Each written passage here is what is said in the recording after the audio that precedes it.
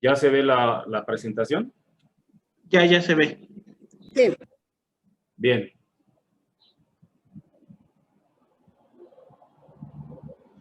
Lo que voy a presentar a continuación es un planteamiento que viene construyéndose desde hace ya al menos 2 años, 3 años. Comencé estas reflexiones en la cárcel y ha venido consolidándose, sobre todo por nuestra participación en el seminario de la UNAM, de Currículum Latinoamericano. Hemos hecho algunas tareas, trabajos, algunas exposiciones que han contribuido a que se vaya contrastando aquellos planteamientos teóricos con lo que estamos viviendo en la Prepa 55, en menor medida en la Prepa 224. Digo en menor medida porque el trabajo que estoy haciendo de reflexión está mucho más enfocado a lo que estoy viviendo en la 55 y, digamos, a la distancia en la 224. Este trabajo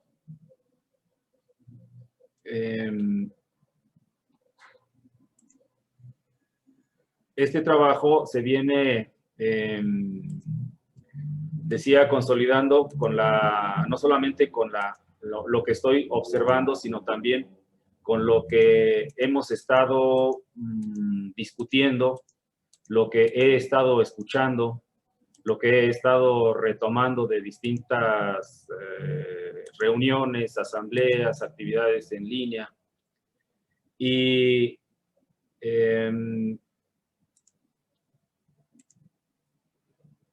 permítanme un momentito, es que no sé cómo hacerle. Ah, ya.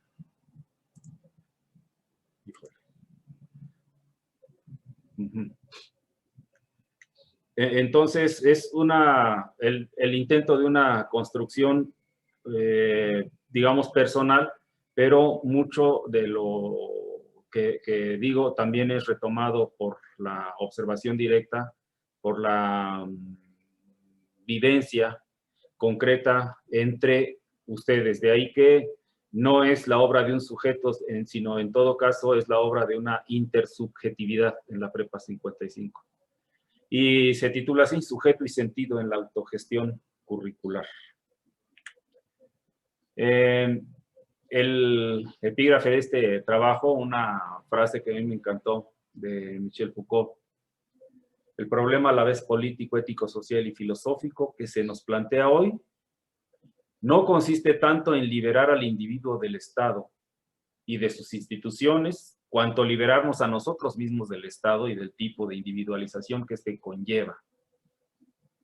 A mí me parece que el trabajo de liberarnos del Estado no le corresponde a otros, nos corresponde a nosotros mismos.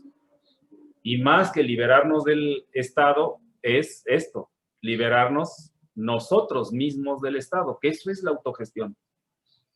Eso es la autogestión en todo caso curricular.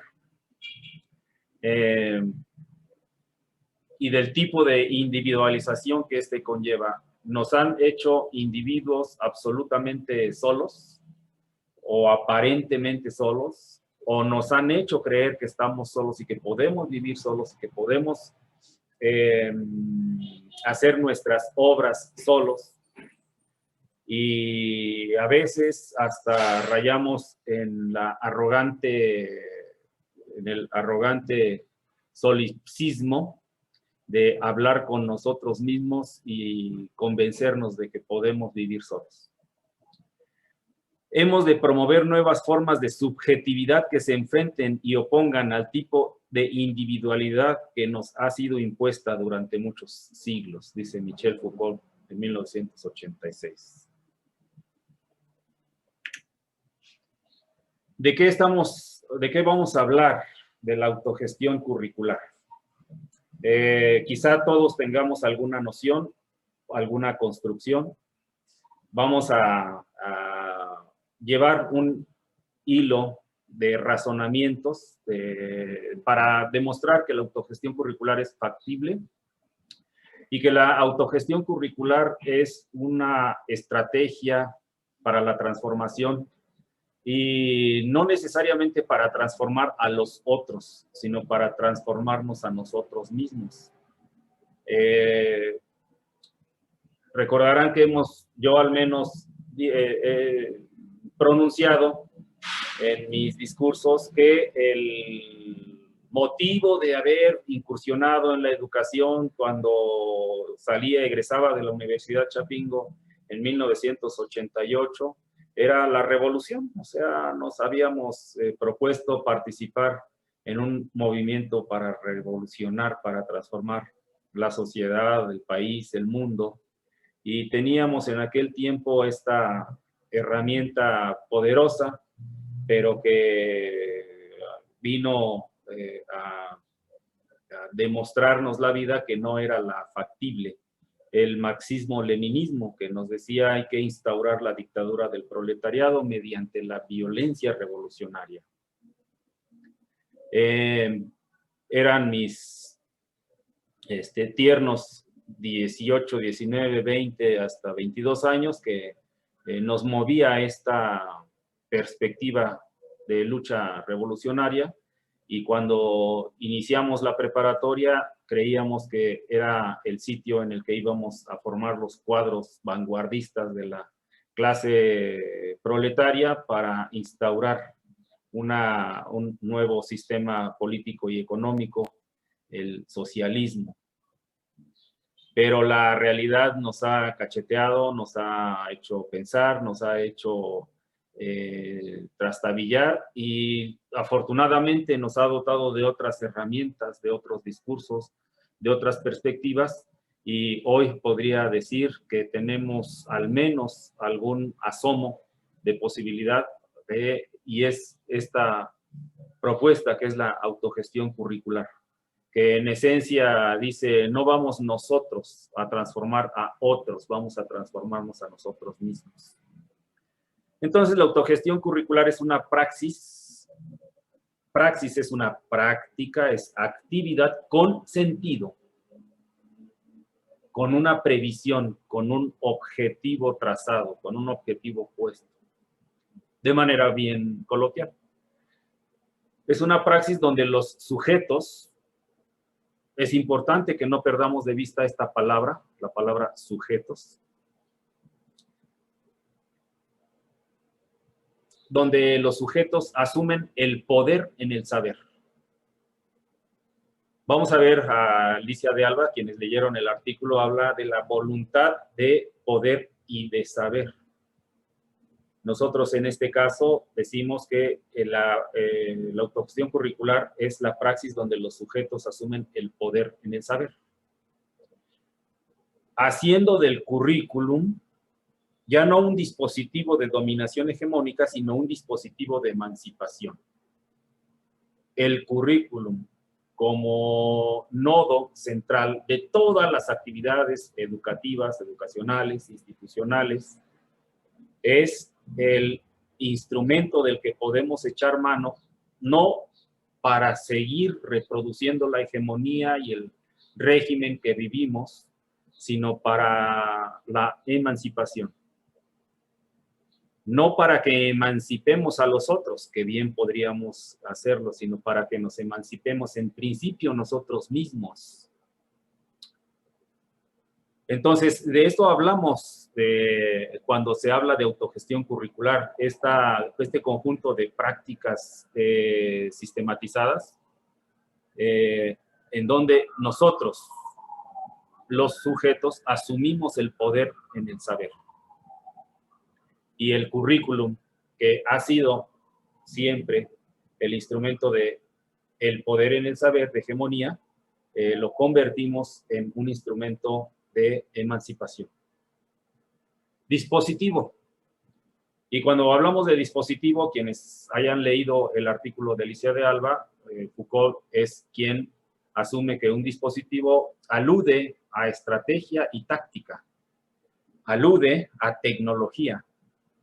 De eso se habla cuando se habla de dispositivo. ¿Qué vamos a decir de la autogestión curricular? Es que la autogestión curricular, como todo acto, como todo hecho, como todo acontecimiento y como todo dispositivo, está rodeado de tiempo, está en tiempo y también está en lugar. Está en lugar, está en tiempo y tiene un sentido. Va en alguna dirección, hacia algo se dirige. Entonces el tiempo y el sentido rodea y a la vez catapulta las decisiones de esos que se han constituido como sujetos y que en contexto de crisis estructural generalizada pueden emerger como los nuevos contornos sociales. Alicia de Alba nos habla de los contornos sociales. Voy un poco a... Dime, Beli, si cambio esta pantalla, ¿puedo poner otra en donde está otro artículo y se sigue viendo? ¿O tengo que dejar de compartir? Tiene que dejar de compartir. Bien, entonces voy a dejar de compartir solo para ir al artículo de Alicia de Alba. Perdónenme tantito.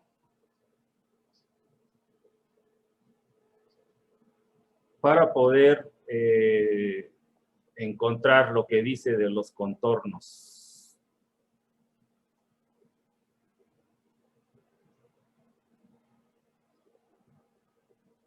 A mí me parece muy importante retomar la idea de Alicia de Alba porque en los contornos ella refiere una condición ontológico-epistemológica, es decir, una posibilidad de construir nuevas culturas.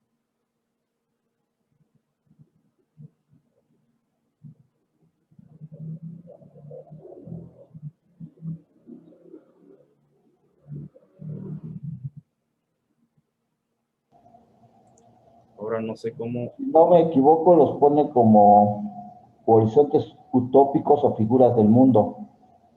Se procede en distintos espacios culturales y políticos sociales en los cuales, como se ha señalado, se forma una cadena equivalente, capaz de construir subjetividades e identidades abiertas y precarias. Y en este sentido, es posible referirse a tal espacio como contexto social amplio, en donde es nodal subrayar que tal amplitud se configura por la cadena de equivalencial y sus diversas relaciones con otras posicionalidades dentro de la perspectiva u horizonte ontológico semiótico. Y ahí es importante esa parte, horizonte ontológico semiótico, HOS, en el cual se sitúa el proyecto o contorno social.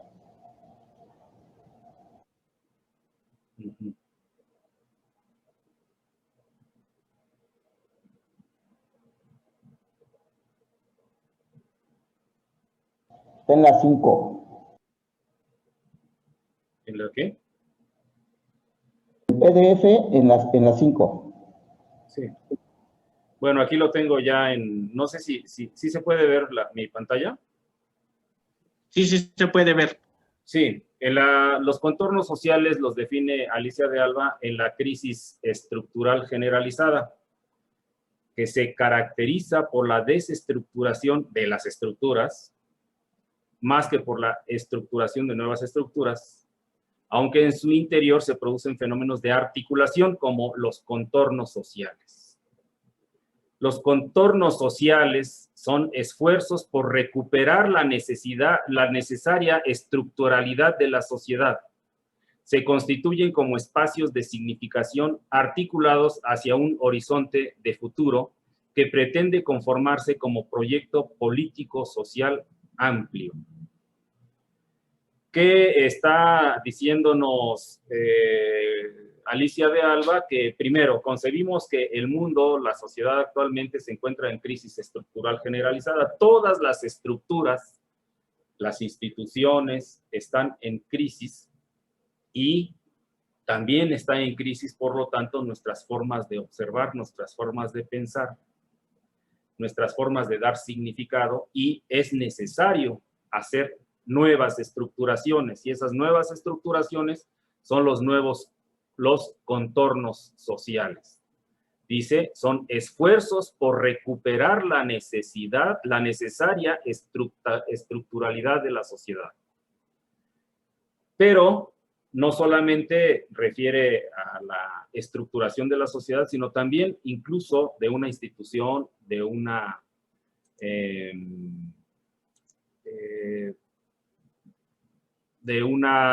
escuela, de una comunidad, de un grupo, etcétera.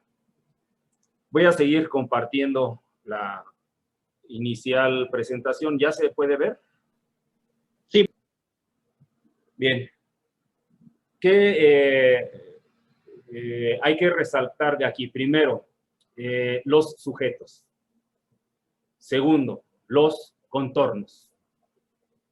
Y es que los sujetos y los contornos hay que ubicarlos en tiempo. Y el tiempo es pasado, presente o futuro. Todos lo sabemos. Para el horizonte de la autogestión curricular es aquel donde se construye lo que puede venir. Esto es lo fundamental del tiempo en el que nos vamos a concentrar para esta exposición, para esta visualización de futuro. El tiempo que corresponde, el que pone énfasis la autogestión curricular, es aquel donde se construye lo que puede venir. Nos interesa el largo tiempo, la concreción de proyectos de direccionalidad que trasciendan los sucesivos momentos, los procesos transcoyunturales, más allá de las coyunturas, donde el tiempo no se resuelve normativamente. ¿Qué quiere decir donde el tiempo no se resuelve normativamente?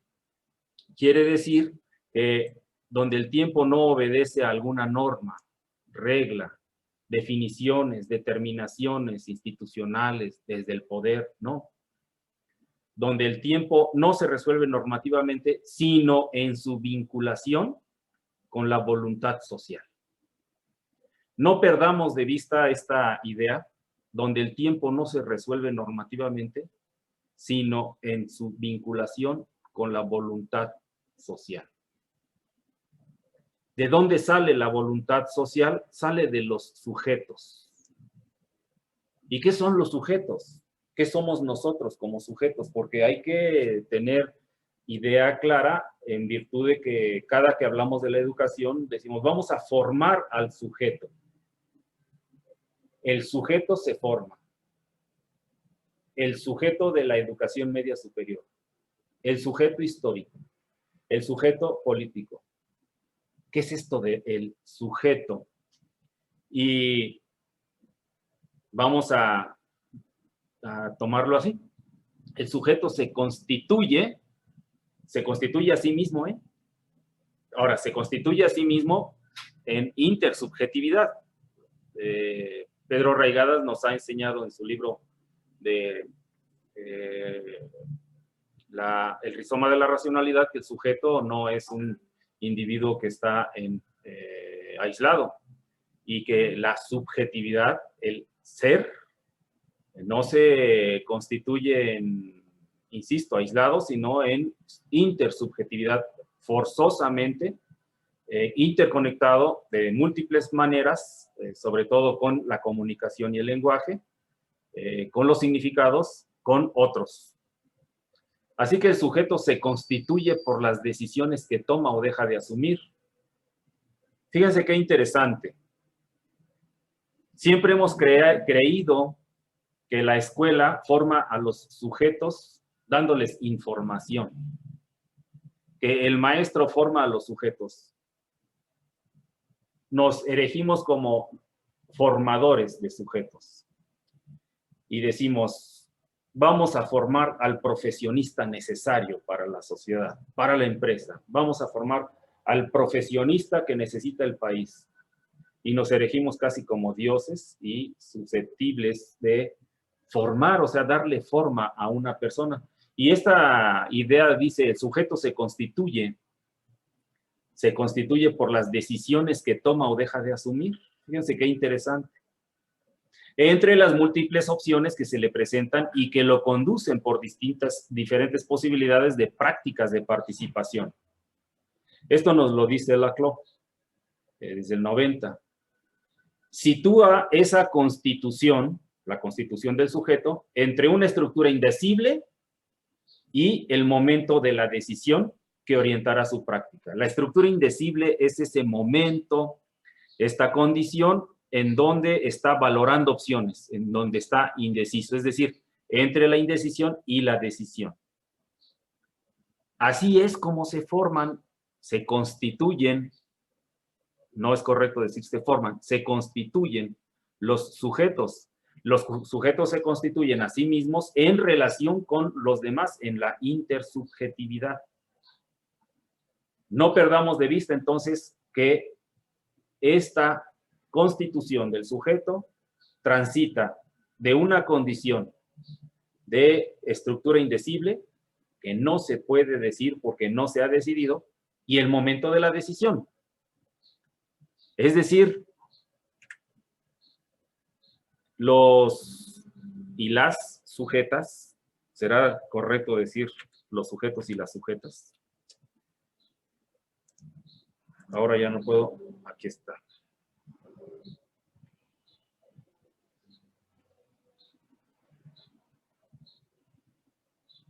Los sujetos, las sujetas,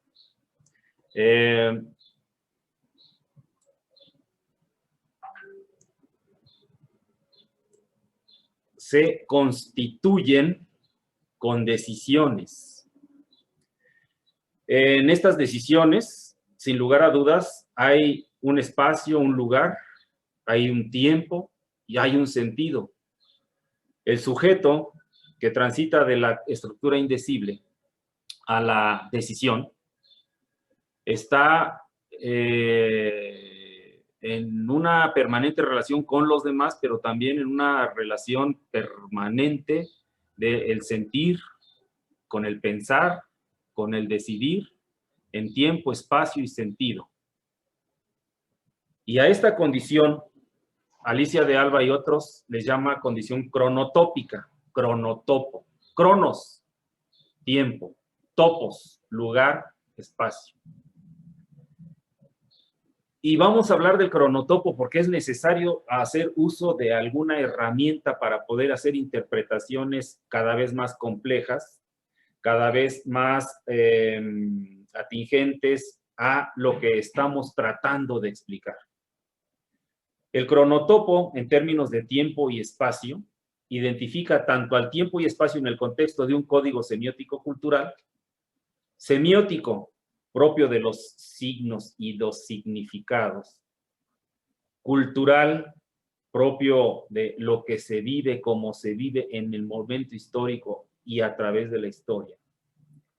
Entonces, el cronotopo identifica tanto al tiempo y espacio en el contexto de un código semiótico cultural, como a la ubicación específica de todo acontecer humano, en el que simultáneamente están concurriendo multiplicidad de voces, interpretaciones, construcciones de realidades y contingencias. Nos lo dice Alicia de Alba. Cuando habla de contingencias, quiere decir no estos contingentes de gente, de personas que vienen a una marcha, que también son un contingente, pero refiere a lo contingente es la aparición, lo que aparece en el tiempo, lo sorpresivo, lo que deviene de pronto, lo contingente. Un terremoto es un hecho contingente. La pandemia fue un hecho contingente. Vino sorpresivamente y aparece en el tiempo, producto de las indeterminaciones. Entonces, es necesario que nos sirvamos de esta idea de cronotopo, de esta categoría de cronotopo, para poder hacer interpretaciones ulteriores. Y el cronotopo se puede entender también, como nos lo enseñan otros autores, en términos de tiempo y espacio, como Bakhtin, o Bakhtin. Michel Bakhtin, no, sí creo que no recuerdo, Mikhail Bakhtin. Él es ruso y más bien, sí, ruso. Él nos dice, nos habla de la importancia figurativa de los cronotopos, figurativa, de una figura, que es la figura del cronotopo. Estamos en que el sujeto decide, piensa, siente, da sentido en el tiempo y en el espacio. Y dice, en los cronotopos, el tiempo adquiere un carácter concreto, sensitivo. Concreto, material, pero también propio de la sensibilidad de las sensaciones. En el cronotopo se concretan los acontecimientos argumentales. Esos acontecimientos que son dichos, que son enunciados. Adquieren cuerpo, se llenan de vida. Acerca de un acontecimiento se puede narrar, informar, se puede a la vez dar indicaciones exactas acerca del lugar y tiempo de su realización. Pero el acontecimiento no se convierte en imagen. Es el cronotopo que ofrece el campo principal para la representación en imágenes de los acontecimientos. La escuela como acontecimiento, la escuela mientras existe la pandemia, es un acontecimiento, pero para que se convierta en una imagen, hay que narrarla, hay que decirla, hay que someterla a la sensibilidad, hay que transitarla por el discurso, hay que enunciarla, hay que sentirla y convertirla en una imagen que se pueda reproducir. Eso es el cronotopo, por eso es tan importante que podamos dilucidar esta categoría. El cronotopo además es narrativa, dice Carmen Camaño. Las narrativas le permiten a la especie humana, en términos de filogénesis, génesis, origen, filo, digamos la familia, la herencia, ser artífices de su historia, relatarla, explicar los cambios que se han ido produciendo en la misma, etc. Al mismo tiempo le permite a cada individuo relatar su crecimiento personal, su ontogénesis, es decir, el origen del ser, de su propia mirada y desde su propia verdad subjetiva. No pierdan de vista esto, su propia verdad subjetiva. Indica que la narrativa constituye la operación mental fundamental con que se construye el sentido, es decir, para la construcción de mundos posibles. Con ella se le da forma a las ideas usando las palabras propias. El cronotopo, por lo tanto, es una forma, es una narrativa, es la narrativa. Y es la narrativa que otorga la verdad subjetiva a los hechos, a los acontecimientos. Todos nosotros narramos, y cuando narramos emitimos veredictos, es decir, decimos verdad, lo que es verdad. Esa verdad está en nuestro ser, está en nuestra subjetividad, nos convierte en sujetos. La narrativa indica, constituye la operación mental fundamental con que se construye el sentido. Con la narrativa damos sentido, otorgamos sentido a las cosas. Y entonces el cronotopo se convierte en una categoría que nos ayuda mucho a comprender cómo es que se le da sentido, cómo damos sentido a las decisiones en la vida. Tenemos entonces varios tipos de cronotopos. 3, al menos, que nos interesa dilucidar. Tomamos decisiones, damos sentido a la vida desde el currículum, cronotopo curricular. Desde el kairos, el cronotopo kairológico. Desde lo prospectivo, el cronotopo prospectivo. Curricular alude al currículum, prospectivo a lo que viene, a lo futuro, al proyecto. Kairos, dios griego del clima, de las indeterminaciones, de las rupturas en el tiempo. Lo que no está controlado. Todos nosotros hemos vivido estos tres cronotopos, tres narrativas, tres dimensiones del tiempo, más bien tres expresiones del tiempo y del espacio. Tres formas de otorgar verdad, tres formas de hacer veredictos, curricular, prospectivo, cairológico. Tres formas de tomar decisiones y darle sentido a la vida. ¿Cuál será más importante? ¿Qué trascendencia tiene uno respecto del otro? ¿Cuál será más necesario cultivar? ¿Estarán en la escuela los tres cronotopos?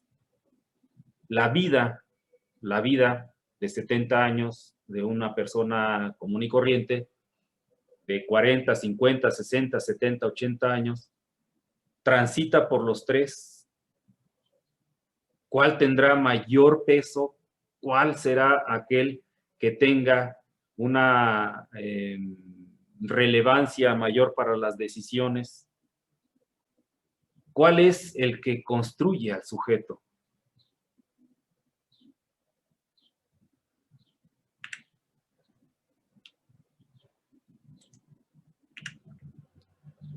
Vamos a analizar por qué se habla de tres tipos de cronotopo y vamos a ver sus diferencias en varios aspectos.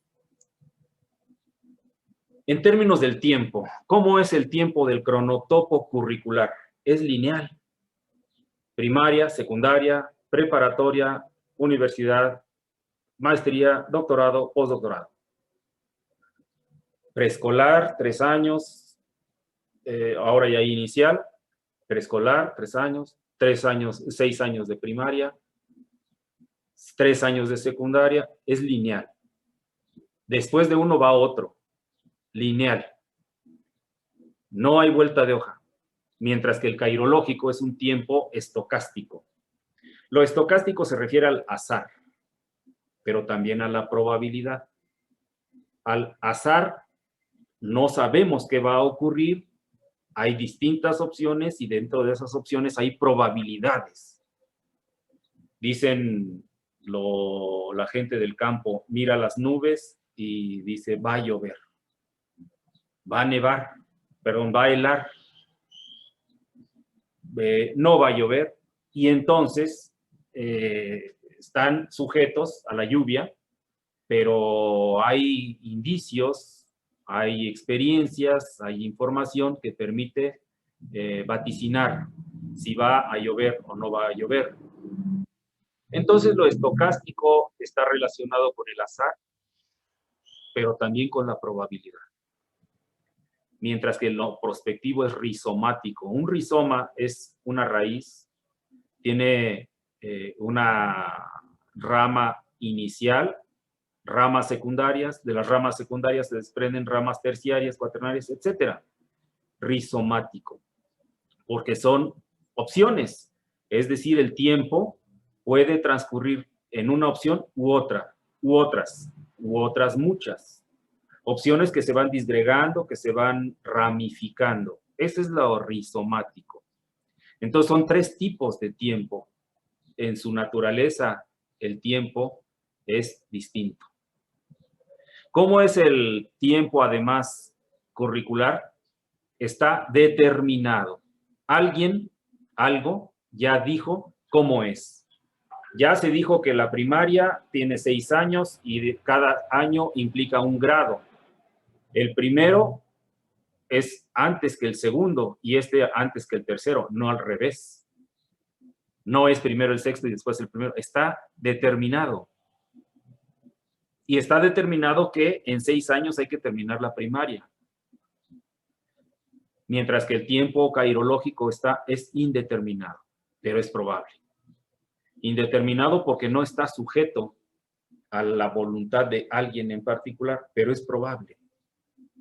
Es probable que pase, que se agrave la pandemia, es probable que con las vacunas se pueda atenuar, es probable que el calentamiento global derrita más y más bloques de hielo en el continente, en el norte del mundo. Es probable que se incremente el volumen de los mares e inunden las zonas más bajas de algunos países. Es probable que deje de llover, como el año pasado, todo este año, y que haya sequía. Es probable, es indeterminado. Mientras que el tiempo prospectivo, en el cronotopo prospectivo, es autodeterminado. Fíjense qué interesante.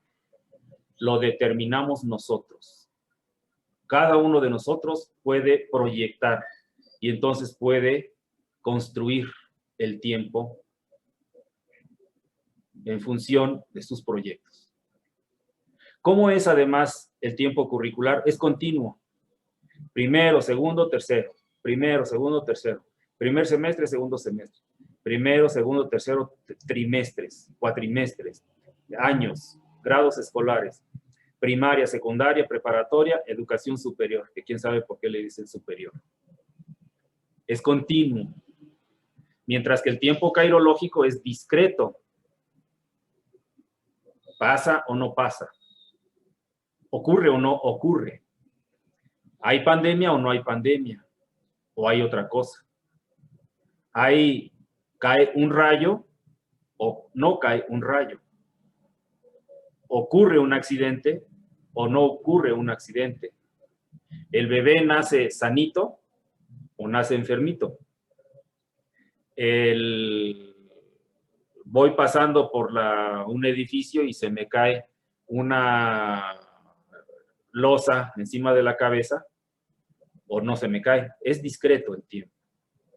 En tanto, el tiempo prospectivo es el no tiempo. Ah, caray, ¿cómo que el no tiempo? Sí. Es que el tiempo prospectivo es la anticipación en el tiempo, es decir, todavía no ocurre, pero es que el futuro lo traemos al presente para prospectar, para hacer proyectos, para hacer planes, para hacer sueños, para imaginar el mañana. Lo traemos desde el futuro, luego entonces lo prospectivo es el no tiempo, no está, todavía no acontece, pero acontecerá.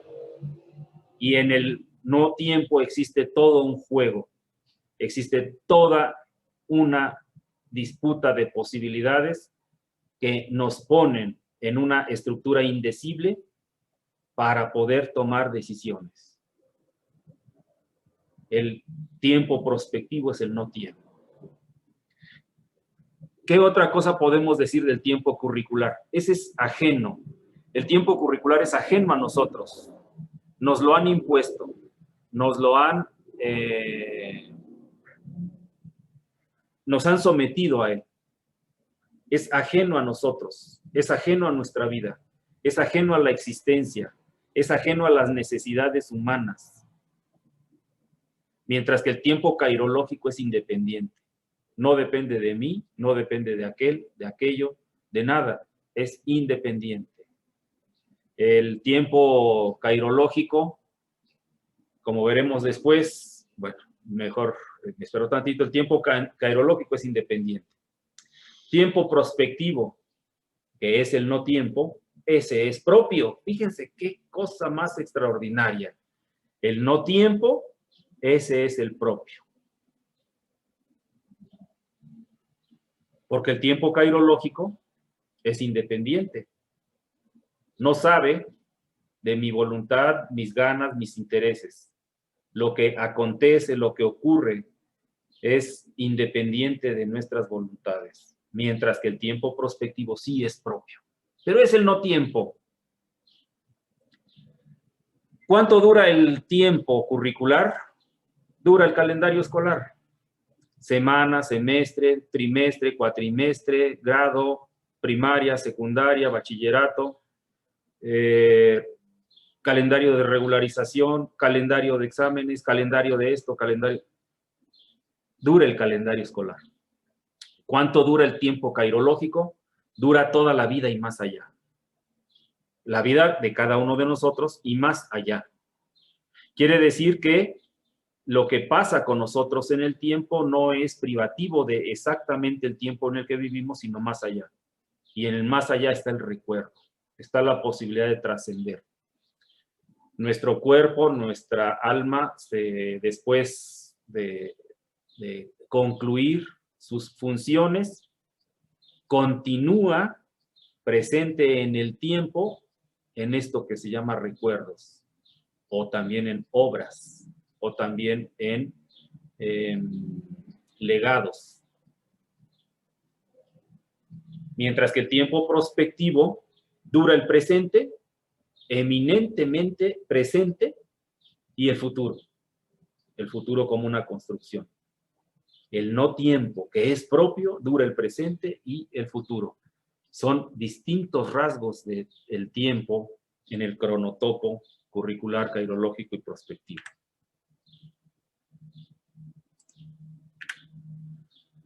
Vamos a hablar de la veridicción porque es importante que también el cronotopo lo podamos analizar desde esta perspectiva. Veridicción, nos dice Adorno, un filósofo alemán crítico de la Ilustración, muy interesante, dice que la veridicción es el límite de toda experiencia posible. Yo, si emito un veredicto, le estoy poniendo límite a una experiencia X. Límite es veredicto establecido críticamente para que lo diferente sea igualado. Imponer un límite es eliminar lo inconmensurable. El universo, la vida, los hechos de la naturaleza son inconmensurables. El tiempo es inconmensurable. Las cosas, todo es inconmensurable. Inconmensurable quiere decir que no se le puede medir, que es tan infinitamente grande, tan infinitamente inasible, tan infinitamente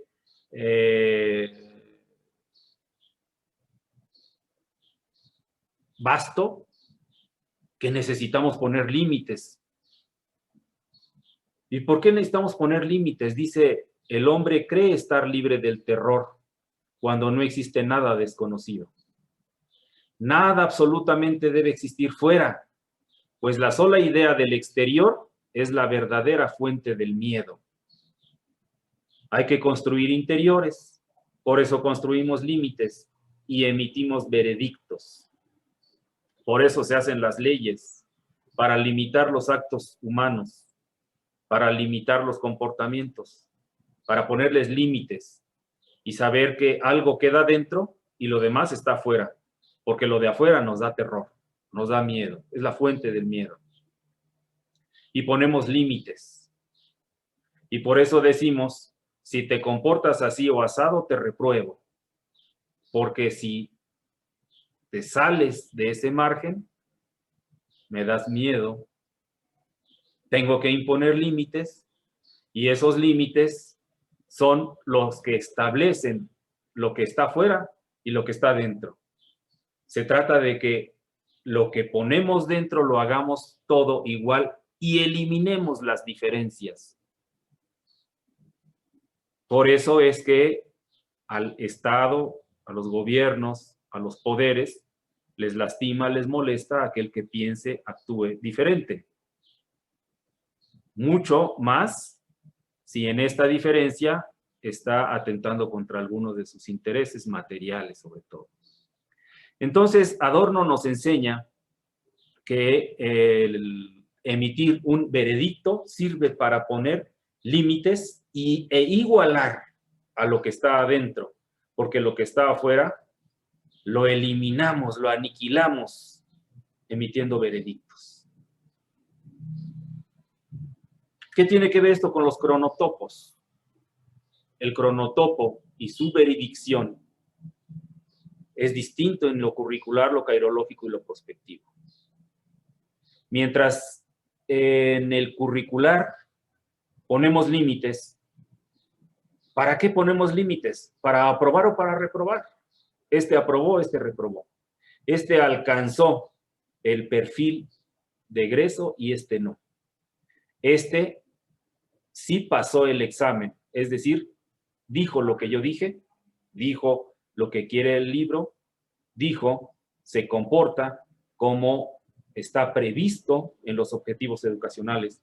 O reprobó, no lo hizo, no quiso, no se subsumió, no se puso rebelde, no pudo, no fue capaz. Entonces, la veredicción curricular es la aprobación y la reprobación. Mientras que en lo cairológico es distinto. El cronotopo cairológico implica sobrevivencia o muerte. Y la veredicción es una u otra. Vives o mueres. Te mantienes o ya no te mantienes. Vida o muerte. ¿Y qué hay en lo prospectivo? Lo prospectivo es el infinito.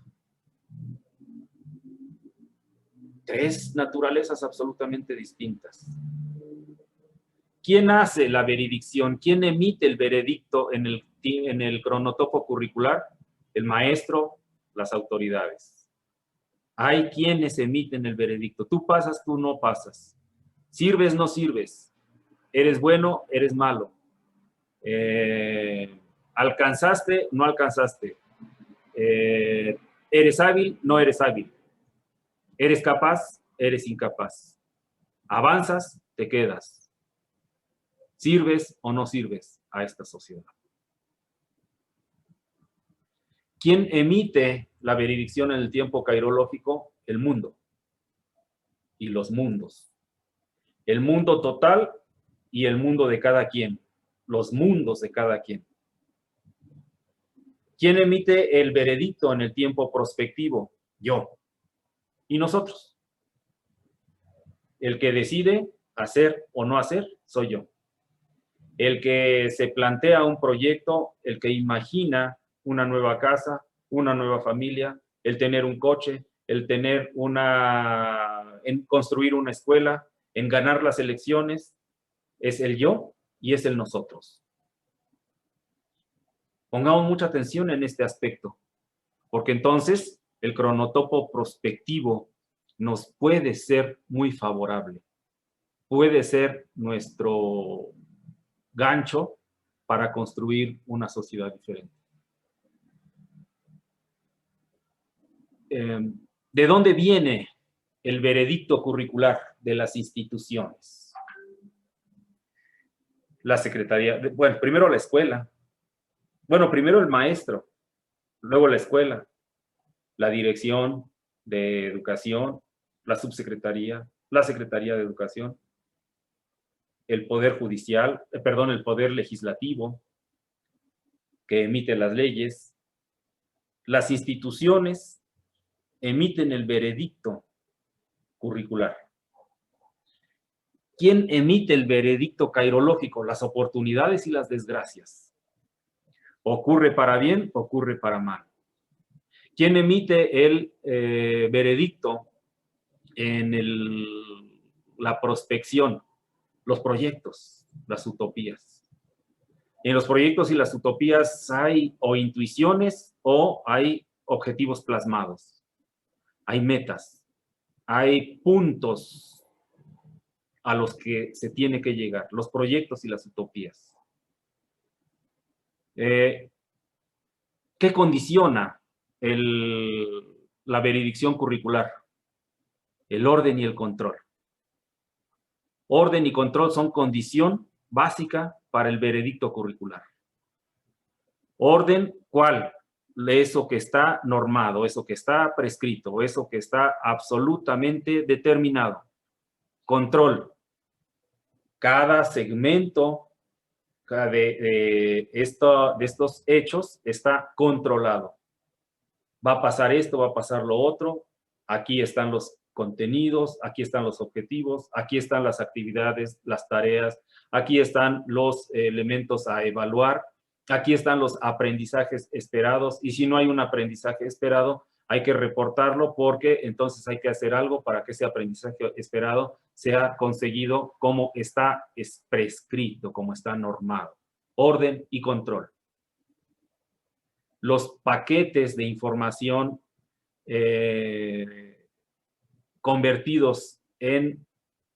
arbitrariamente convertidos en contenidos del plan de estudios, se convierten en el mecanismo de control de la mente. Lo que hay que aprender es el contenido. ¿Cómo hay que aprenderlo? De la manera en que está normado. Orden y control. ¿Y qué pasa con la veredicción cairológica? ¿Cuál es la condición que le hace posible? La adaptación, pero también la cognición, los procesos del conocimiento, la estructuración subjetiva de la información. O te adaptas o lo asumes. Te adaptas, sobrevives. Y con la adaptación y la sobrevivencia vienen los procesos mentales, los procesos subjetivos de acomodación y estructuración de experiencias. ¿Y qué hay en la veredicción prospectiva? ¿Cuál es la condición? Es la experiencia y es el conocimiento.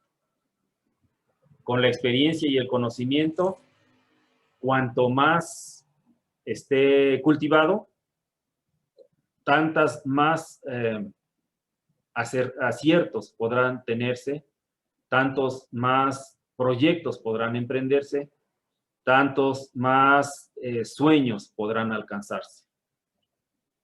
¿Se acuerdan que les dije en un principio que pongamos atención en el carácter normativo del tiempo? Vamos a leer esta frase de Agamben, que a mí me parece maravillosa y que está relacionada con esta vieja idea de la revolución. Decía que al principio estábamos pobres en cuanto, yo en particular, en cuanto a alternativas para la transformación de la sociedad, y pensaba que la única era esta posición marxista-leninista, que muchos otros precursores de la historia revolucionaria como el Che eran fuente de inspiración, y asumíamos que tenía que instaurarse la lucha armada para poder transformar a este país de manera real. Y este pensamiento era un pensamiento radical. Nos decían entonces que éramos antirreformistas y radicales. Dice Agamben, para ser realmente radical, toda revolución deberá proponerse una verdadera transformación cualitativa del tiempo. Una verdadera transformación cualitativa del tiempo. Así, para evitar el reflujo contrarrevolucionario, habría que oponerle la concepción del tiempo como punto inasible, que condena al fracaso todo intento de conquistarlo. Una concepción que se funde en el placer como patria original del hombre. Qué interesante. Quiere decir que ahora tenemos, yo en particular, otras perspectivas, otras herramientas de dónde echar mano. Y un proceso revolucionario no está necesariamente en la violencia, aunque es una vía, no está necesariamente en la construcción de otro sistema económico, que es otra vía, no está en la necesidad obsesiva de transformar a los otros, de crear escuelas para que los otros los transformemos a nuestra imagen y semejanza, como hizo, como se dice, se hizo en la Biblia. Fíjense bien, proponerse una verdadera transformación cualitativa del tiempo. A mí me parece sensacional. Para evitar el reflujo contrarrevolucionario, habría que oponerle la concepción del tiempo como un punto inacible, que condena al fracaso todo intento de conquistarlo. ¿Podremos conquistar el tiempo? Sí podemos conquistar el tiempo, incluso en el no tiempo.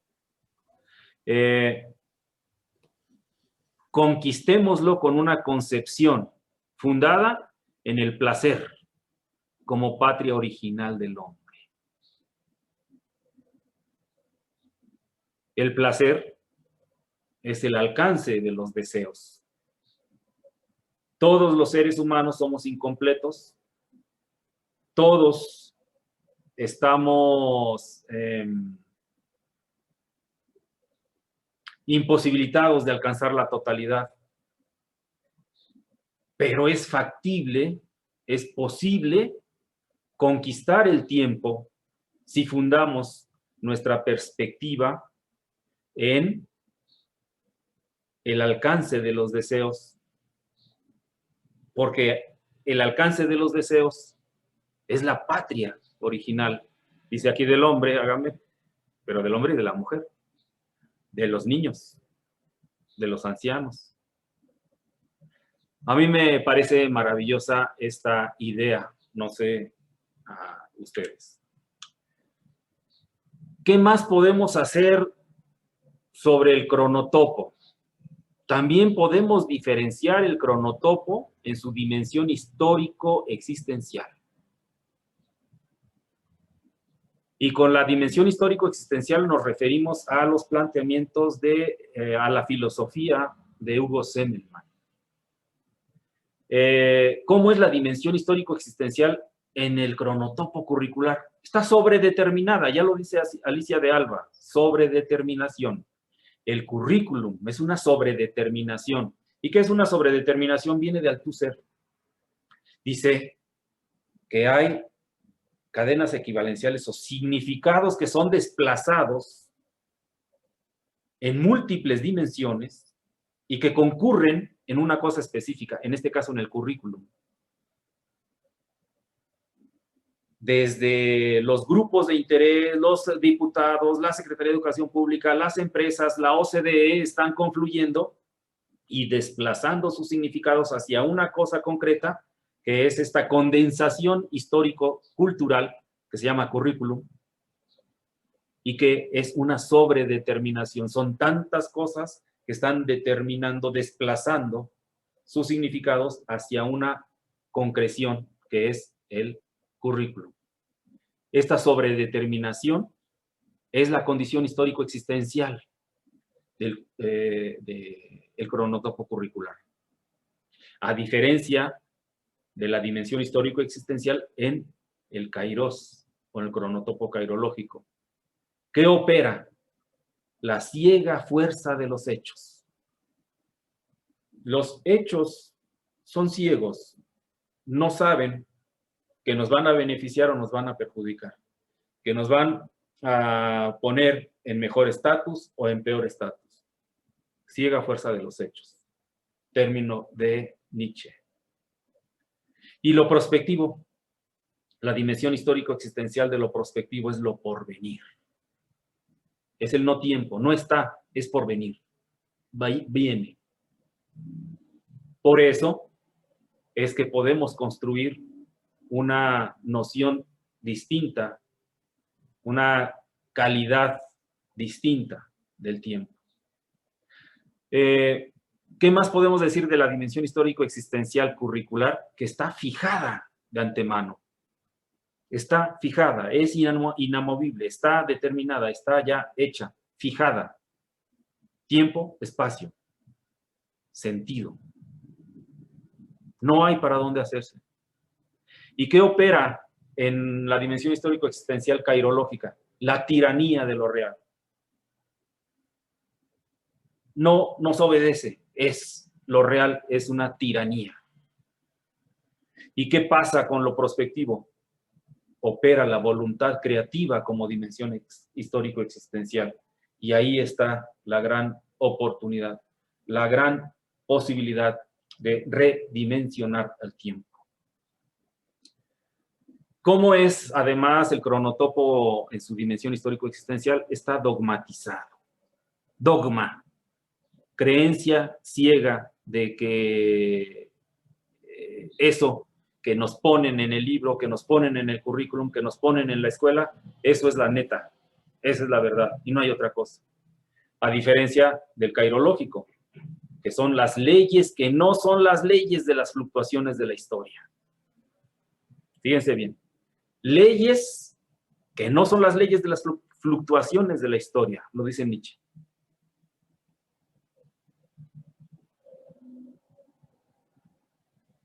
¿Y cómo es la dimensión histórico-existencial prospectiva? Es la marcha constructora de significados y es el potencial para direccionar la construcción del futuro. También ideas de Nietzsche y de Schopenhauer. Me parece que está quedando bastante claro en qué oportunidades fabulosas nos pone un cronotopo respecto de los otros. Esto ocurre en la vida, sí ocurre en la vida de todos, con o sin escuela, con o sin pandemia, máxime en la pandemia. En la pandemia ahorita estamos viviendo con toda claridad lo cairológico y lo prospectivo. Y lo curricular está completamente dislocado, está completamente desfigurado. Pero ¿cómo tiene interés la autoridad educativa en que perviva? Ya no nada más en la escuela, sino que a través de la televisión vayan los contenidos, vayan los la instrumentación, vaya la legislación, vaya lo sobredeterminado, lo fijado y lo dogmatizado. Mientras que lo porvenir nos grita. Mientras que la marcha constructora de significados está perfectamente clara y es la mejor escuela para potenciar y direccionar la construcción del futuro. No hay como pensar en el futuro. ¿Y qué más nos ofrece el análisis del cronotopo? Imagínense que ahora diferenciemos el cronotopo cairológico, curricular y prospectivo en la intersubjetividad. ¿Cómo será la intersubjetividad curricular con respecto a lo cairológico y lo prospectivo? Eso es parte del trabajo que haremos por equipo. Anótenlo, compañeros. ¿Cómo vamos a diferenciar la intersubjetividad curricular, cairológica y prospectiva? Por supuesto que se puede diferenciar, pero es una cosa que vamos a construir. Y no nada más en ese ámbito, también en el ámbito ontológico epistemológico. El ser y el conocer. ¿Cómo se es y cómo se conoce en el curricular? En lo cairológico y en lo prospectivo. Son diferentes. Y esa construcción la podemos hacer si tomamos en consideración lo que hemos estado analizando. ¿Para qué nos sirve hablar entonces de cronotopos? ¿Para qué nos sirve diferenciar los cronotopos? Porque hemos de llegar a una categoría que estamos construyendo y que se viene cada vez más acuñando, se viene utilizando y está cobrando sentido. Holonema. Holonema viene de holos, totalidad, nema, hebra o hilo, una hebra de la totalidad. Ahí tenemos una ilustración de una totalidad, una complejidad. ¿Cuántos hilos, cuántas interrelaciones, cuántos nodos, cuántas conexiones? Una hebrita, una de todas esas es un holonema. Y de ahí podemos partir. ¿Para qué? Para articular. ¿Qué es articular? ¿Es unir? No, no es unir. ¿Es relacionar? No necesariamente relacionar. ¿Es vincular estrechamente? No, no totalmente. Una articulación es un estado pasajero. Es una condición dinámica. Es un movimiento con cierta estabilidad. Es una estructura disipativa, diría Piogini. Esa hebra, ese holonema, está necesariamente relacionado con los cronotopos. Un holonema es un cronotopo que articula lo curricular, lo cairológico y lo prospectivo en la narrativa, en la existencia, en el sentido, en el veredicto y en el saber. Un holonema es una praxis del ser. Es una praxis de la emancipación en la escuela y en la vida. Ya hemos hablado de los holonemas, ahora tenemos que relacionarlo con los cronotopos. ¿Por qué hay que relacionarlo con los cronotopos? Voy a regresar las diapositivas. Por lo siguiente. Porque lo que da sentido y constituye a los sujetos, vean aquí en la diapositiva, el sujeto se constituye por las decisiones que toma o deja de asumir entre las múltiples opciones que se le presentan y que lo conducen por diferentes posibilidades de prácticas de participación. ¿Cómo es que nosotros, maestros, estudiantes, la gente en general, toma decisiones usando el cronotopo curricular? Tomamos decisiones con base en lo que aprendemos o nos dicen que aprendemos en la escuela. Le damos sentido a la vida gracias al currículum, gracias al plan de estudios. Le damos sentido a las decisiones que tomamos retomando la escuela, retomando el currículum. Dice Viktor Frankl, psicólogo alemán, que escribió su magnífica obra, inició su magnífica obra de la logoterapia en un campo de concentración nazi, en el que estuvo un poco más de 4 años, que el sentido de la vida nos lo da la vida y la circunstancia, no nosotros se la damos a ella, la vida y la circunstancia, es decir, el kairos nos da sentido, le da sentido a nuestra existencia. Sean las oportunidades o sea el sufrimiento. El sentido es otorgado como premio o como castigo, diría el eminente escritor en Crimen y Castigo, recuérdenme su apellido, ruso. Dostoyevsky. Dostoyevsky, en Crimen y Castigo. Nos lo da el sufrimiento o nos lo da el placer y la oportunidad. El sujeto se constituye por las decisiones que toma y toma decisiones en base a la escuela, en base al currículum o en base a la vida, en base a la circunstancia o en base al proyecto. Fíjense entonces qué relevancia puede tener la escuela y el currículum y todo lo que nosotros le enseñamos. Yo, maestro de matemáticas, que doy 4 horas, 6 horas clase durante la semana al estudiante, ¿Qué relevancia puede tener para que el sujeto le dé significado y sentido?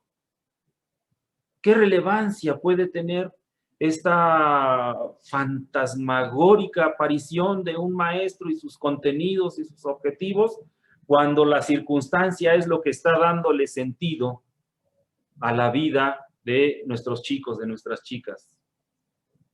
Sus decisiones las toma él, ella, su familia, con base en otra cosa, no con base en el currículum. Ese momento de la estructura indecible en donde no hemos tomado la decisión, a cuando tomamos la decisión, ¿qué lugar ocupa el currículum? Creo que mínimo, si no es que nulo. Y sin embargo, el currículum puede incorporarse articuladamente con mi proyecto, con la vida. Y entonces el currículum de la escuela puede tener sentido.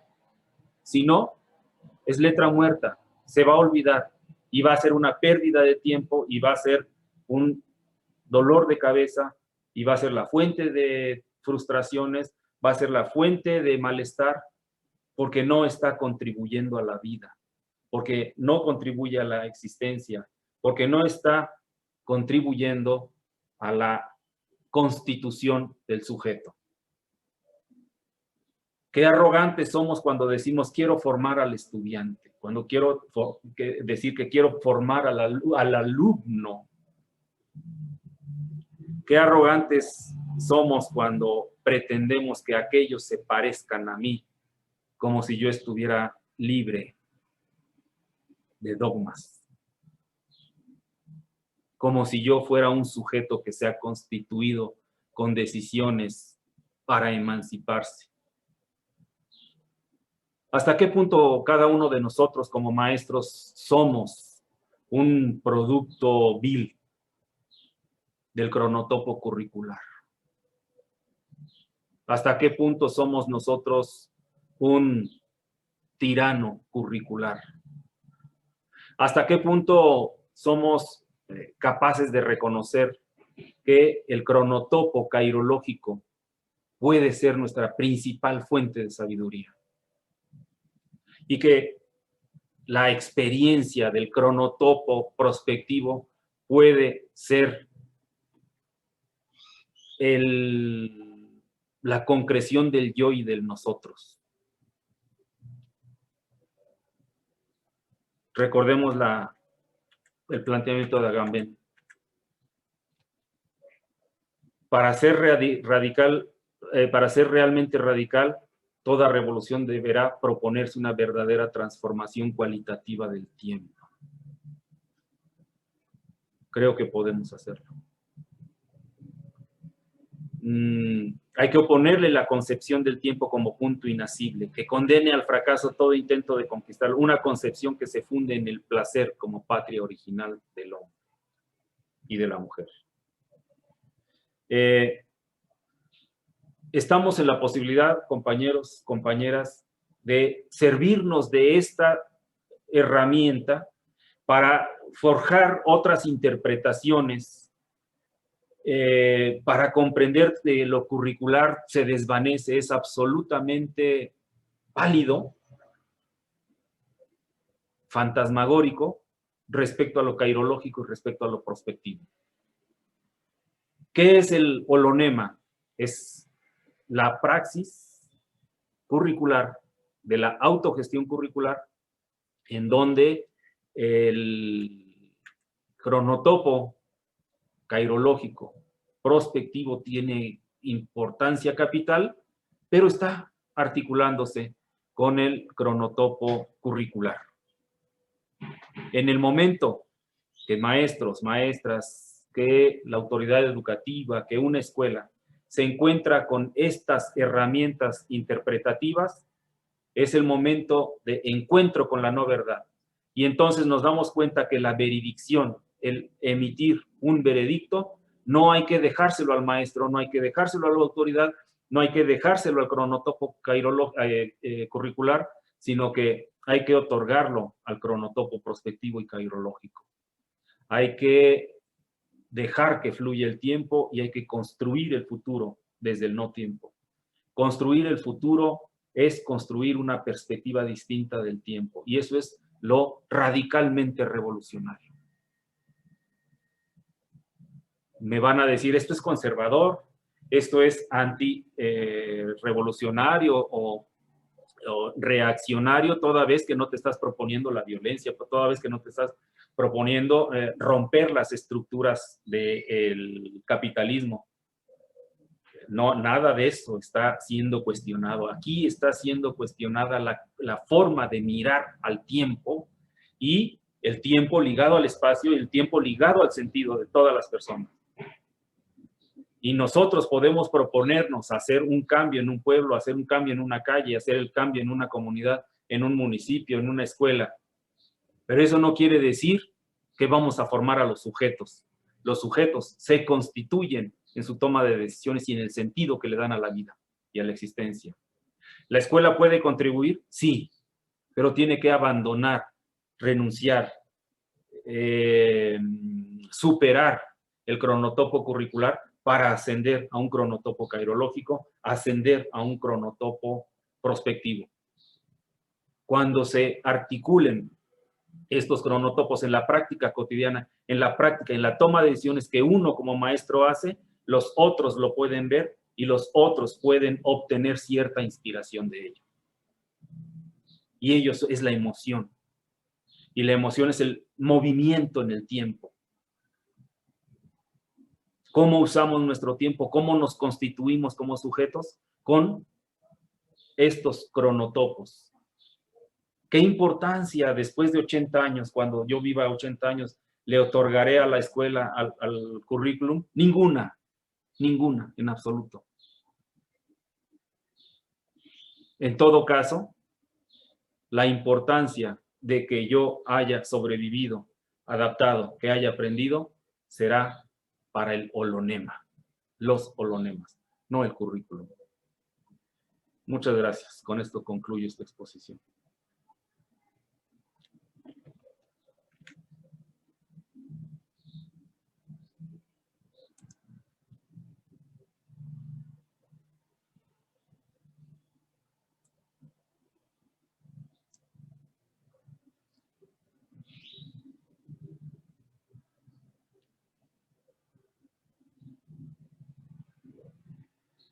Bien. ¿Me entendieron? Fíjate que a mí sí me gustó tu contribución. De hecho, te escucho y creo que en los usos del discurso educativo como que te estás moviendo del lugar. De entrada porque estás formulando la pregunta por el sujeto y el problema de la constitución de la subjetividad, por lo menos dos temas que a mí me han interesado desde hace años y que intento situar ahí en mi práctica como docente. Asimismo, me gusta que ya hagas una crítica radical a al fantasma de la formación del sujeto, que viene, digamos, una noción o una intención que viene de estas concepciones positivas del sujeto, ya sea desde la psicología conductual o desde la sociología mecanicista, por ejemplo, en la escuela norteamericana, donde se le apuesta a la conducta y al comportamiento. Me gustó que estás tomando el concepto de Foucault de dispositivo, que lo desarrolla, creo yo, desde una forma más amplia en el nacimiento de la biopolítica, y que estás utilizando a Agamben.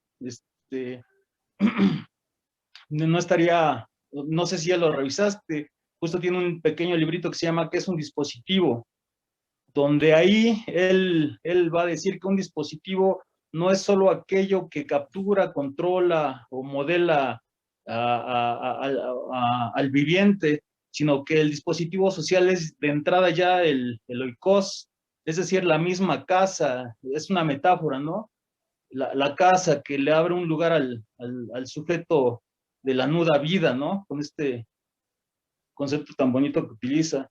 Me gustó también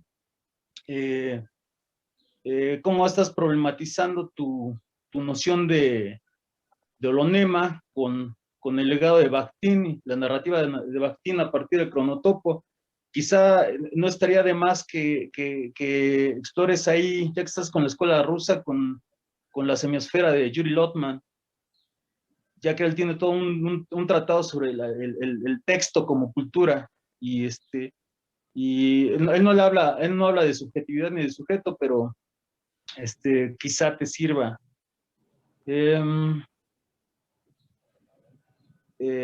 Tu propuesta de que el sujeto se constituye a partir de las decisiones y todo eso, ahí sí difiere un poco. Me parece que el sujeto está constituido desde que ya se ha eyectado al orden simbólico.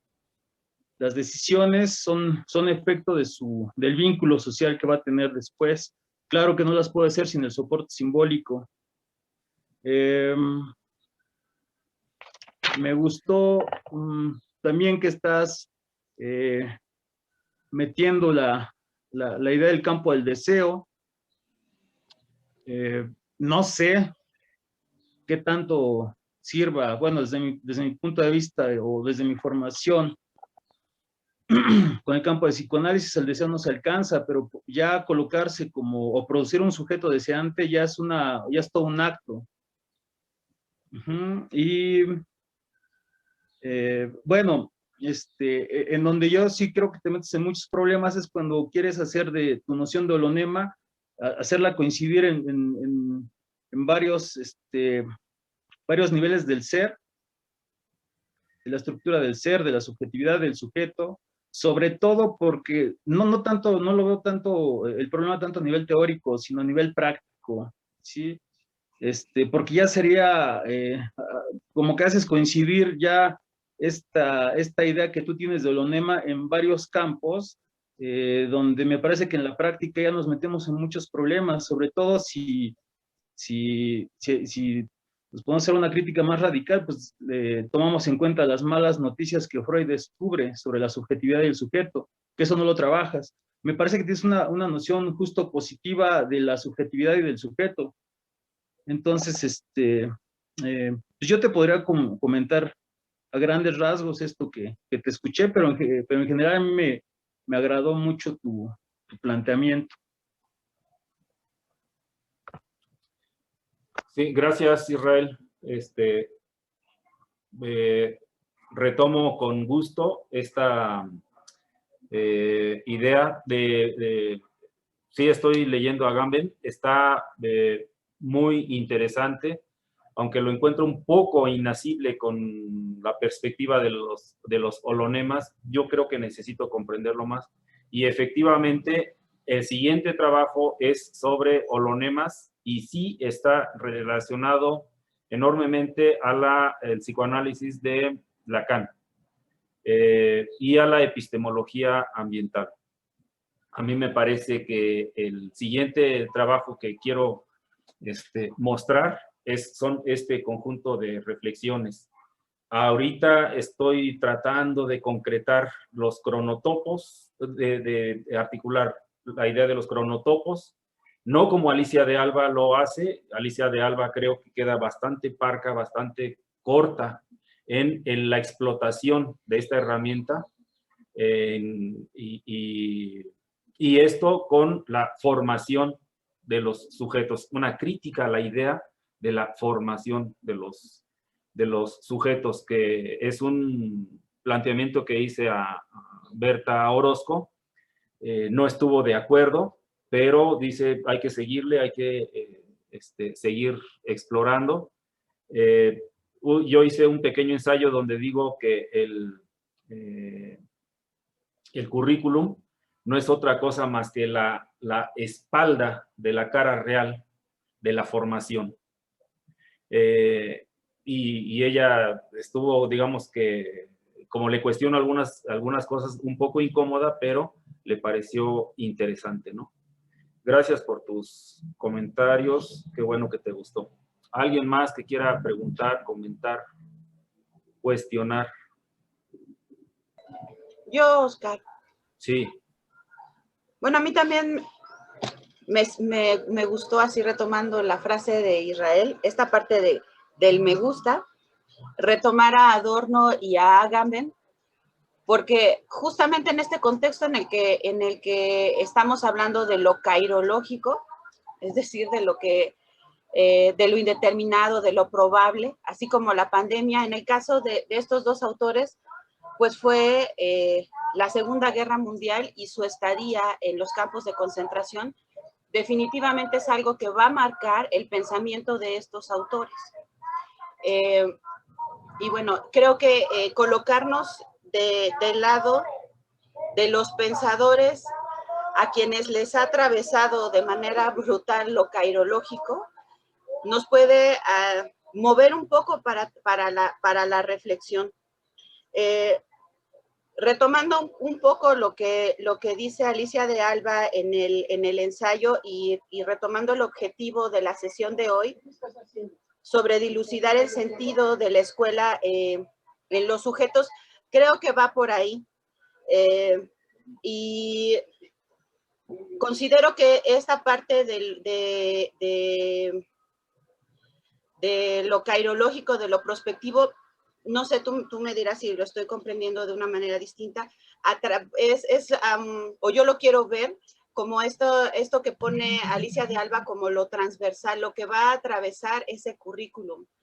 O sea, el cambio no se va a dar así como de una manera, o no se da de una manera como radical, pues, sino se va dando así como cuando ponemos una gota de pintura en un vaso con agua y esa pintura se va integrando a esa agua. O sea, esa integración como que se va, como que va invadiendo, como que va integrándose, siendo parte del otro compuesto, pues.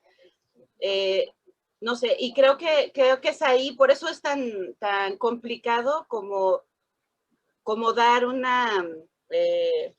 como una postura determinada. Creo que se va a ir construyendo poco a poco. Sin embargo, es importante darnos cuenta de ello, pues. O sea, de tomar conciencia cómo lo cairológico en este aquí y ahora nos está atravesando a nosotros y también está atravesando a nuestros estudiantes.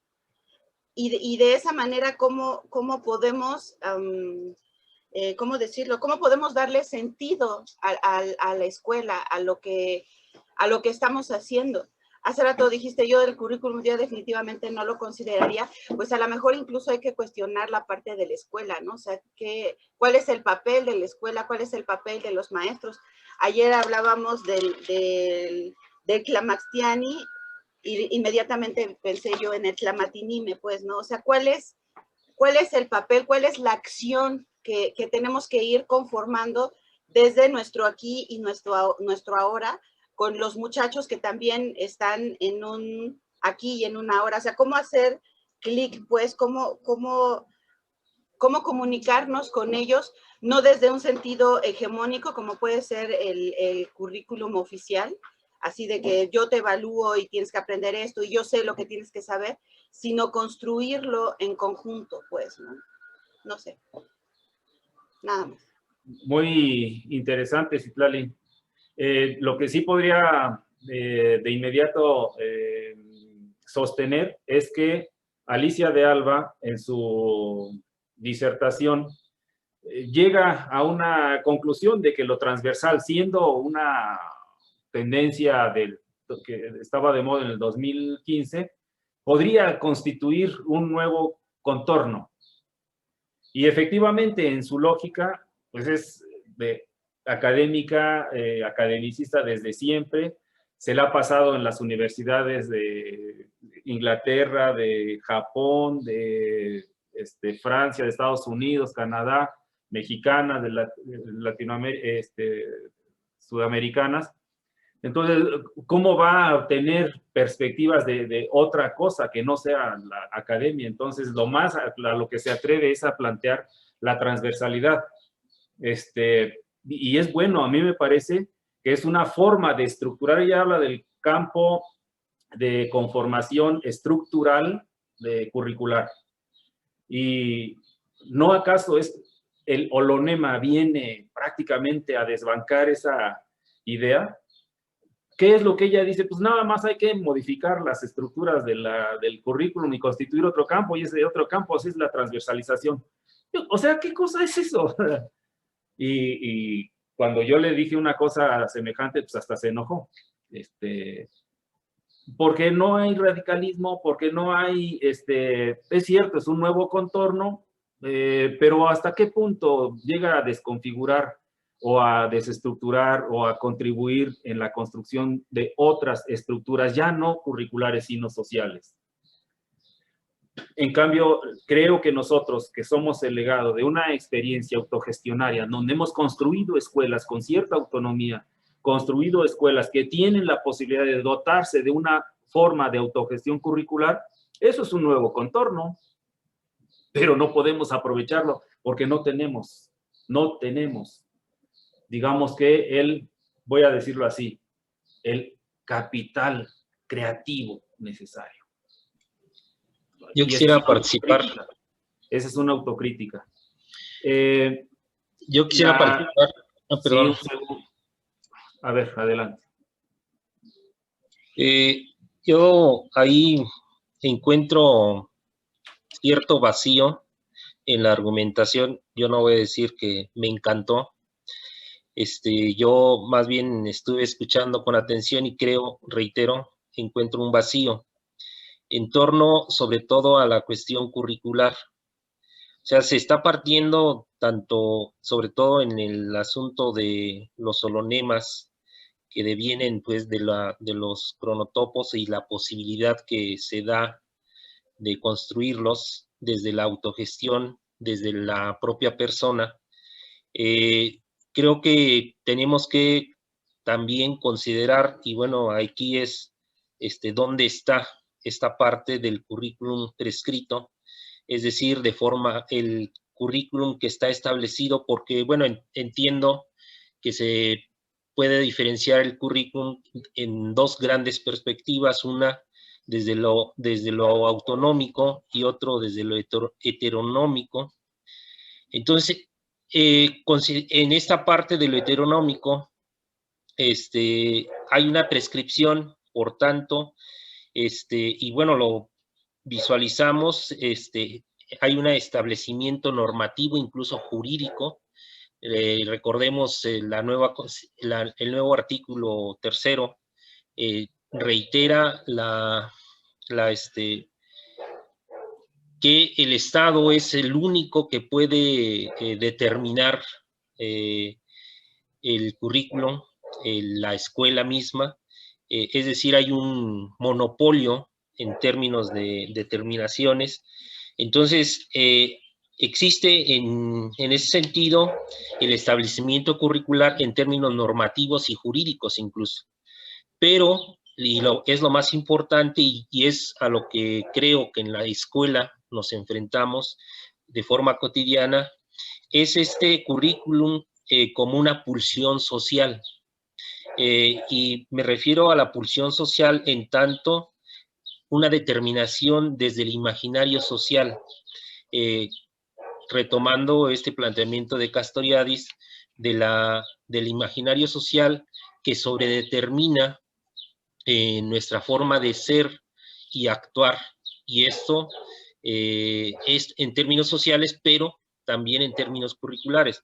Es decir, estas dos grandes vertientes o dos grandes sobredeterminaciones que tiene el currículum en términos normativos, por un lado, para la existencia de estas escuelas en las que estamos y que necesariamente se tienen que ceñir al sistema educativo nacional, y por otro lado, esta pulsión social dada o determinada a partir del imaginario social, cómo juegan estas determinaciones en este planteamiento de un currículum que puede darse desde la persona.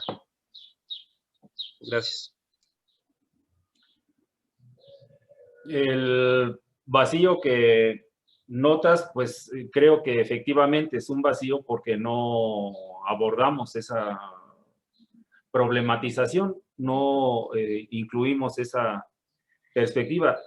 Sería bien interesante hacer un análisis de cómo los 3 cronotopos toman o pueden retomar la condición normativa o la condición jurídica o la condición legislativa.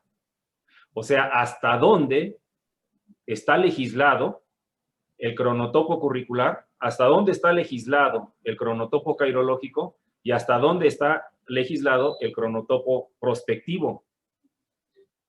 Qué interesante que encontremos absoluto vacío en el prospectivo y en el cairológico.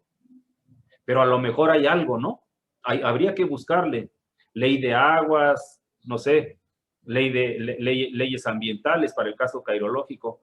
Para el prospectivo, ley de planeación, Plan Nacional de Desarrollo, Plan Nacional Estatal, quizá tenga alguna relación. Sería bien interesante porque tiene implicaciones para cada uno de los cronotopos. Pero el hecho de que lo cairológico está supeditado a las fuerzas de la naturaleza y lo prospectivo está supeditado a los alcances que cada quien se proponga, y eso deja vacío de leyes, reglamentos, genial. Ese es nuestro mundo, ese es el mundo que queremos, ¿no? Creo. Hay otras categorías a las que te refieres, no sé, un poco más sociológicas.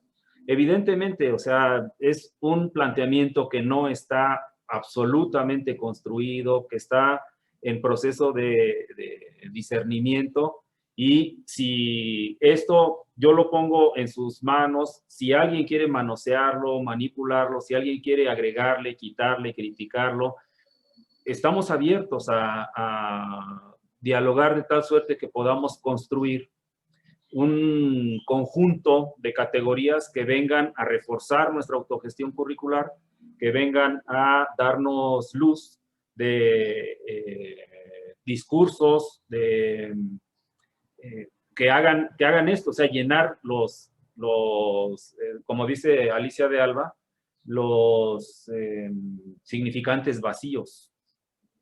Y los significantes vacíos van a constituir después categorías que a su vez sean otro sujeto y sean cronotopos, perdón, sean contornos, nuevos contornos. Si nos referimos a esta lógica, ¿no? A esta forma de ver.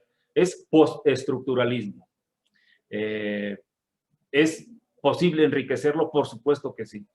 ¿Qué necesitamos? Más diálogo, ¿qué necesitamos? Más categorías, ¿qué necesitamos? Someterlo a contrastación con otros planteamientos, así como lo está proponiendo Israel y Citlali. Estamos abiertos, y tiene vacíos, puede tener deficiencias, puede tener mucha pobreza, es correcto, está bien. El conocimiento es incolmable. Entonces, yo también quisiera participar. Estamos en buena vía. Adelante, Sena. Bueno, pues es muy denso para una mañana de trabajo. Muchas categorías interesantes, por supuesto. Teóricamente, pues para muchos y muchas de nosotras, innovadoras. Cosas que tendríamos que revisar con más calma. Creo que tú has tenido suficiente tiempo de estarlo revisando y se escucha, pero a mi gusto cada una de estos elementos, por ejemplo, el solo hecho del holonema requiere para nuestro personal docente un repaso, al menos, ¿no? Al menos ese, pero se hablan de muchísimas más cosas, entonces para una mañana de trabajo es muy denso, ¿no? Entonces también considero que sería importante revisar en cada una de nosotras, en cada uno de nosotros, qué sentido nos hace, ¿no? Todo esto que se está diciendo, porque para mí en lo personal, me parece que no sé a quién se lo vas a presentar, a quién le vas a presentar este documento. A nosotros pues nos has expuesto hoy tu sentir en relación con cómo visualizas todo esto, pero como que para nuestro personal docente, para nuestros estudiantes, para padres de familia, pues hay cosas que son, no tienen así como que mucho sentido. Quizá habría que trabajar más con el lenguaje para hacerlo más así de nosotros, nosotras de a pie, ¿no? Que no manejamos tantas categorías, tantos tecnicismos, tantos elementos así tan teóricos, ¿no? Como decía, esto de la autogestión, holonema, cronotopo, cairológico, cada una de estas categorías son interesantes, merecen más análisis, merecen como que más revisión, y que ya que es un documento que está hablando como una propuesta de nuestra escuela, pues al menos cada docente, cada maestro o maestra de la escuela pudiéramos comentar algo al respecto, ¿no? Por ejemplo, hablando de autogestión, ¿no? Y del currículum, que es otro tema enorme del que se pueden hacer hasta una maestría, ¿no? Hablando de currículum, por ejemplo, ayer se tenía una pequeña discusión al respecto y se decía que, bueno, yo decía en el comentario, entonces sí o entonces no, porque se decía que no al inicio. Bueno, la propuesta que hiciste hace ya va a ser 2 años que hiciste la propuesta de autogestión curricular, pues para nada es lo que estamos haciendo ahora, ¿no? Ha cambiado mucho y por supuesto que las cosas tienden a esto, a evolucionar y a cambiar, ¿no? Pero en ese momento, y por lo que lo que acabas de exponer ahorita, me parece que está sin sentido, o sea, no, bueno, no sin sentido, que no es importante para nuestra propuesta lo curricular. Y ayer se hablaba de que sí, de que lo que debemos conocer para poderlo criticar y desechar, y que debemos de tener como que ciertos elementos en nuestras planeaciones para lo curricular. Entonces, en aspectos tan fuertes como esto, tan gruesos, sí sería importante como docentes hacer como que más análisis, y que por supuesto que todos y todas podamos aportar algo, porque sí, o sea, me parece un documento interesante, digno de ser analizado con más calma para muchas cosas, pero entonces nosotras no hemos participado de él, no hemos hecho propuesta, no tenemos pues más que lo que nos has dicho, al menos desde que lo empezaste a proponer hasta ahora, ¿no? Gracias. Bien, hay 2 manitas Sí, levantadas, la de yo Leticia, también. de Verónica, Y yo. Leticia de Verónica Yo y de también. Carlos Gómez. Roberto. Rápidamente diré, Sena, este trabajo, ¿a quién lo dedico? A ustedes. ¿Para quiénes? Para ustedes. Para nosotros, Es mi holonema. Es el holonema que quiero presentar, y que puede ser que que les haga sentido, puede ser que no, pero ese es lo que quiero presentar, y eso es legado de la interacción con todos, o sea, es un producto de la intersubjetividad en la prepa 55 y 224. Es un intento, ¿no?, de sistematizar ideas, pensamientos y prácticas, en el que a lo mejor muchos de ustedes no se vislumbran, no se encuentran, pero yo sí los encuentro. Y esto es entonces producto de esta interacción entre la teoría y lo que estamos viviendo. ¿A quién se va a presentar? A quien quiera verlo. En cualquier sitio donde nos paremos, yo puedo decir, estamos construyendo colectivamente una serie de categorías, y esas categorías, aunque algunos de mis compañeros no les hace sentido, sí es una construcción, y ahí está. Y es demostrable, está perfectamente demostrable todo lo que se está escribiendo. Vamos a darle la palabra a Leti, a Verónica, Edna, Polo, Y a mí. Y Carlos.